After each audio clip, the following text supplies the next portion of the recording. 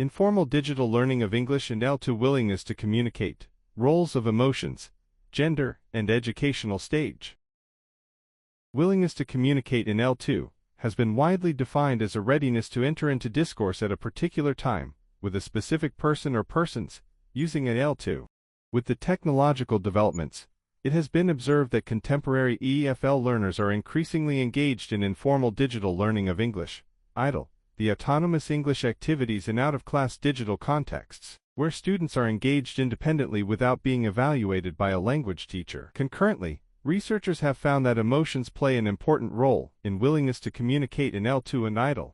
Conceivably, EFL students practicing IDLE in exam-oriented Asian countries follow complex pathways, experiencing both positive and negative emotions, which can positively or adversely affect their willingness to communicate. Despite the accumulating body of research on the links among IDLE, emotions, and willingness to communicate in L2 among EFL learners in exam-oriented countries, the mediating mechanisms and the explanations of the links between IDLE and emotions are still limited. Furthermore, little is known about how gender and different educational stages affect the links among IDLE, emotions, and willingness to communicate in L2. In view of the above research gaps, Dr. Ju-Seong Lee, Dr. Chin Xie and Dr. Kilrang Lee examined the relationships among IDLE, positive and negative L2 emotions, and willingness to communicate in L2 with a large sample of Korean EFL secondary and tertiary students. This study examined the mediating roles of L2 enjoyment and L2 anxiety simultaneously while modeling gender and educational stage as potential moderators.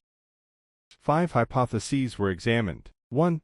IDLE positively predicts willingness to communicate. 2. L2 enjoyment mediates the relationship between IDLE and willingness to communicate. 3. L2 anxiety mediates the relationship between IDLE and willingness to communicate. 4. Gender influences the mediating relationships, or males and females differ in their mediation patterns. 5. Educational stage influences the mediating relationship, or secondary and tertiary students differ in their mediation patterns. Participants included 1,265 Korean EFL learners from 10 secondary schools and 1 university. They answered a 10-minute online questionnaire that included 4 scales: the willingness to communicate scale, IDLE scale, L2 enjoyment scale, and L2 anxiety scale. Data analysis consisted of initial data cleaning and preparation, exploratory and confirmatory factor analysis, and structural equation modeling. Hypotheses 1 to 3 were tested via a basic mediation model. Hypotheses 4 and 5 were tested via 2 moderated mediation models. Researchers found that informal digital learning of English positively predicted willingness to communicate. Supporting the first hypothesis, it suggested that EFL learners in exam-oriented contexts who engaged in IDLE more frequently were more likely to initiate English communication inside and outside the classroom.